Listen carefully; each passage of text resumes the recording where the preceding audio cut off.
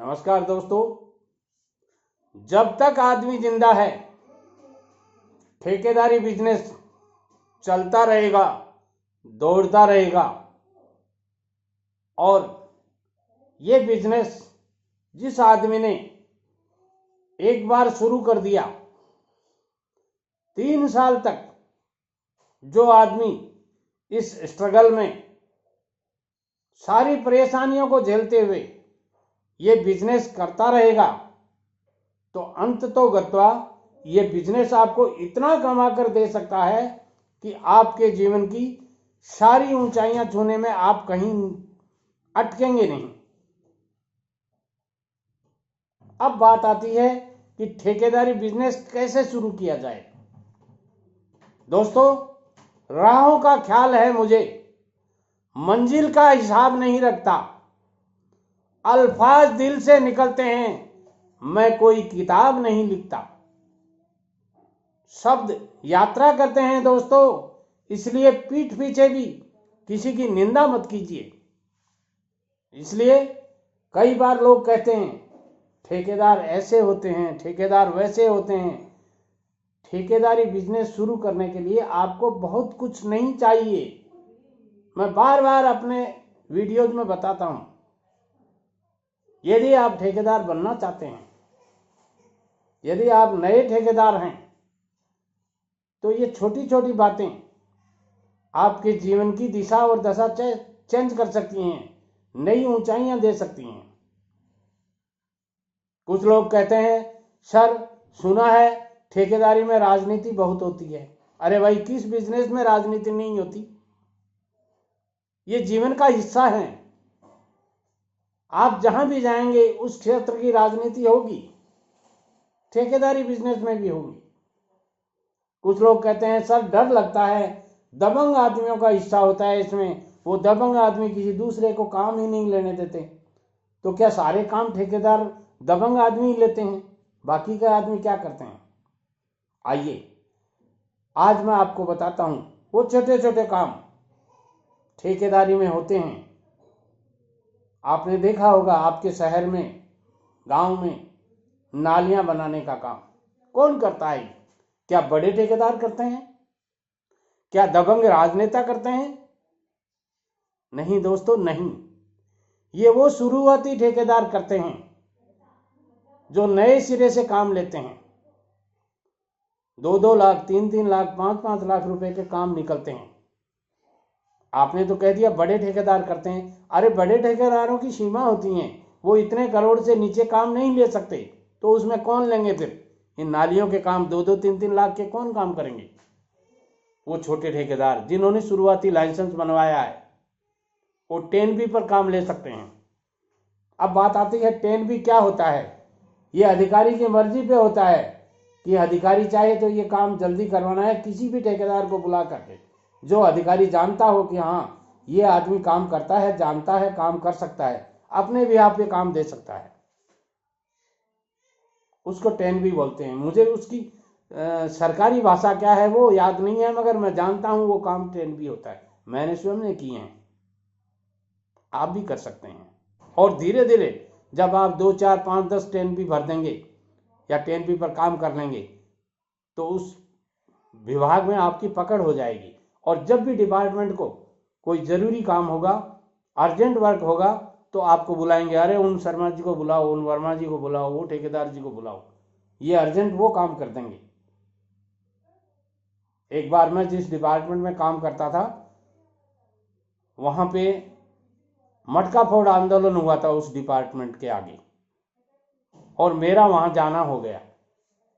लोग बाग मटके फोड़ रहे थे। क्या हुआ? पानी नहीं मिल रहा है सर, क्या करें? अधिकारी कुछ सुनते ही नहीं है। 50 की संख्या में लोग मटके फोड़ रहे थे, लेडीज भी शामिल थी।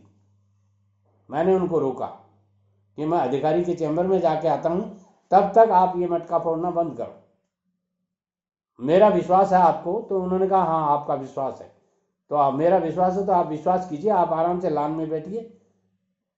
मैंने चपरासी को कहा इनको सबको पानी पिलाओ। चपरासी जब तक उनको जल सेवा कर सका, तब तक मैं अधिकारी से मिलने गया। मैंने कहा साहब क्या हाउ अल्लाह कर रखा है? बोले जी वहाँ पानी की समस्या है। मैंने कहा है, एक्चुअली वो ऊंचाई की जगह है और वहाँ पानी नहीं पहुँचता है, मैं जानता हूँ उस जगह को पर्सनली। तो अधिकारी ने कहा कैसे सॉल्यूशन निकले? मैंने कहा एक सॉल्यूशन है। बोले क्या? मैंने कहा वहाँ एक 50,000 लीटर का GLR ग्राउंड लेवल रिजर्वायर बना दीजिए। तो बोले अब हाथों हाथ कैसे हो? तो हाथों हाथ ये थोड़े ही मांग रहे हैं, आप इनको आश्वासन दीजिए कि 1 महीने में आपके पानी की समस्या सॉल्व हो जाएगी। अधिकारी ने मेरे कहना माना और बोले यार ऐसा करो, आप उनको मेरे सामने बुला लो अभी, उनमें से 5 आदमियों को। और मैंने उनको 5 आदमियों को कहा जो भी आप 5 आदमी जो अपने आप को जिम्मेदार समझते हैं वो आ जाइए, आपका फैसला होने वाला है। और उनको बुलाया और बुलाने के बाद में अधिकारी के सामने बुलाया। अधिकारी ने कहा कितने दिन में अपन कर सकते हैं? मैंने कहा आप 1 महीने का कह दीजिए, सब हो जाएगा।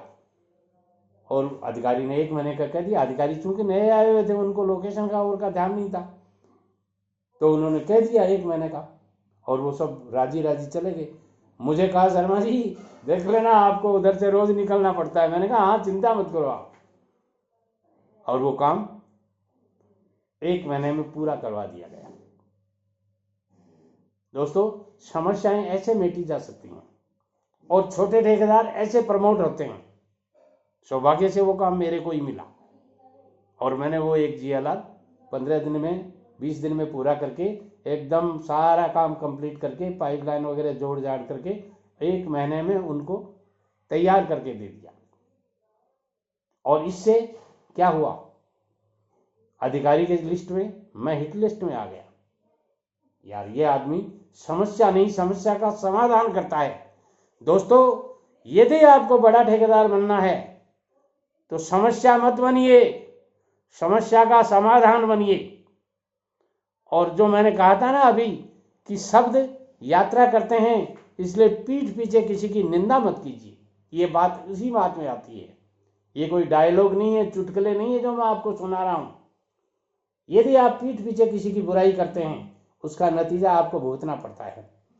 जिस प्रकार आज लगाया हुआ छोटा सा पौधा भविष्य में आपको आम के फल खाने के लिए लालायित करता है, मौका देता है, वैसे ही आज आप कोई भी मेहनत करते हैं उसका रिटर्न आपको मिलता है। तुमने तो कहा था कि शाम को मुलाकात होगी, तुमने तो कहा था कि शाम को मुलाकात होगी, बताओ अब भूल गए या तुम्हारे शहर में शाम ही नहीं होती? दोस्तों जब भी किसी से वादा करो भूलो मत। नए ठेकेदार हो, कमेंट्स करते हो, वादा करते हो अपने कर्मचारियों से, अपने अधिकारियों से, तो इस बात का ध्यान रखो। हर एक पल के लिए मान लेते हैं कि किस्मत में लिखे फैसले बदले नहीं जाते, लेकिन आप फैसले तो लीजिए, क्या पता किस्मत ही बदल जाए। इसलिए नए ठेकेदारों हमेशा फैसले लेने में जल्दबाजी मत कीजिए, थोड़ी सी सोचने का वक्त लीजिए, और जब सोच के आप फैसले लेंगे तो निश्चित रूप से उनमें सफलता मिलेगी आपको। जब आप फैसले लेंगे तभी आपकी किस्मत बदलेगी, और किस्मत बदलने के लिए आपको कोई जादू की छड़ी की आवश्यकता नहीं होती है। दोस्तों जब भी आपको किस्मत बदलनी होती है, और ये आने वाला 2022 का साल आपके लिए एक डायरी और पेन लेके आया है। सॉरी 2022 का साल आपके लिए एक डायरी और पेन लेकर आया है। पेन कहता है कि लिखो इस डायरी में मेरे लिए कुछ टारगेट्स, और डायरी कहती है पेन को कि लिखवा इससे, मैं बता दूंगी इसको 2023 आते आते कि ये टारगेट्स आपने पूरे किए और ये नहीं किए। इसलिए एक डायरी और पेन निकालिए और उसमें अपने टारगेट्स लिखिए कि इस साल अपने को ये काम करने हैं और इन कामों में ये प्रॉफिट होना है, और उस प्रॉफिट को अपन कहाँ इन्वेस्ट करेंगे। प्रॉफिट कमाना हर आदमी, हर ठेकेदार जानता है, मगर उस प्रॉफिट कमाए हुए प्रॉफिट को री इन्वेस्ट करना, बहुत कम ठेकेदार जानते हैं, और इसीलिए वो ज्यों के त्यों हो जाते हैं। अरे अकरम जी क्या कर रहे हो आजकल? सर कुछ नहीं कर रहा। अरे तो आप तो बहुत पहले से ठेकेदार हो, मेरे से पहले ठेकेदार थे। हाँ साहब, था तो आपसे पहले, मैं आपसे बड़ा भी हूँ, आपसे ज़्यादा काम भी किए हैं, मगर बचा कुछ नहीं। क्यों नहीं बचा भाई? अकरम जी कभी आपने सोचा इस बारे में कि क्यों नहीं बचा आपके पास? दोस्तों, प्रार्थना ऐसे करो भगवान से भी कि सब कुछ भगवान के ऊपर है, मगर प्रयास ऐसे करो कि सब कुछ आपके ऊपर निर्भर करता है। जो आप करोगे वो फल आपको मिलेगा, और जो आप जैसा करोगे वैसा फल मिलता है। दूसरों को नहीं, खुद को समझने की चुनौती है। आप अपने आप को समझिए। जब तक आप अपने आप को नहीं समझेंगे, आप सक्सेस नहीं होंगे। किसी भी व्यक्ति के लिए स्वयं पर विजय पाना सभी जीतों की सबसे बड़ी और पहली जीत है। इसलिए स्वयं के ऊपर विजय पाइए। डिसीजन लेने की क्षमता होनी चाहिए आप में।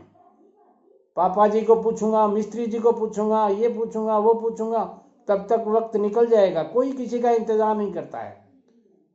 दोस्तों, जिंदगी बदलने के लिए लड़ना पड़ता है, फाइट करना पड़ता है, और आसान करने के लिए उस जिंदगी को समझना पड़ता है। ठेकेदारी लाइफ बहुत तकलीफ दे लाइफ है, स्ट्रगल भरी जिंदगी है। इसमें आपको अपने आप को समझना पड़ता है, और इस समझने में दूसरों की गलतियों से सीखना चाहिए आपको। कौन क्या गलती कर रहा है, वो गलती अपन से नहीं हो जाए। क्योंकि आप यदि इतना लंबा नहीं जी सकेंगे जितनी गलतियां इस दुनिया में होती हैं, उन सब गलतियों को सीखना चाहेंगे, आप खुद गलती कर करके नहीं सीख पाएंगे। आयु छोटी पड़ जाएगी आपको। आपके विचार कितने भी उत्तम क्यों न हो, जब तक आप उन विचारों को अपने व्यवहार में नहीं लाते, अपने व्यवहार में नहीं बोलते हैं, तब तक उनका विशेष महत्व नहीं रहता है। प्रैक्टिकल कीजिए सब कुछ, केवल बातों से कुछ नहीं होता। कुछ लोग कहते हैं, सर, मेरे पास एक कमेंट आया था, सर मैं बहुत अच्छा मिस्त्री हूं, सेंटरिंग शटरिंग सब कुछ जानता हूं, 9 साल से एक ही जगह काम कर रहा हूं, मगर ठेकेदारी शुरू करते डर लगता है। अरे भाई, ये डर ही तो आपको नहीं करने दे रहा। आप 9 साल से काम कर रहे हैं, सेंटरिंग शटरिंग सब जानते हैं, आपके पास हैं भी। अब चाहिए क्या आपको? हौसला, या यूं कह सकता हूं आपकी पीठ थपथपाने वाला। हाथी जब ट्रक पे चढ़ाया जाता है, ट्रक में हाथी को जब चढ़ाया जाता है, तो महावत उसके पीछे से पीठ पे थपकी मारता है। क्या उस थपकी से हाथी चढ़ जाता है? नहीं दोस्तों, हाथी को ये एहसास दिलाता है, अरे चल मैं तेरे पीछे खड़ा हूं, और हाथी तुरंत चढ़ जाता है। वो 2 थपकी लगते ही हाथी ट्रक में चढ़ जाता है।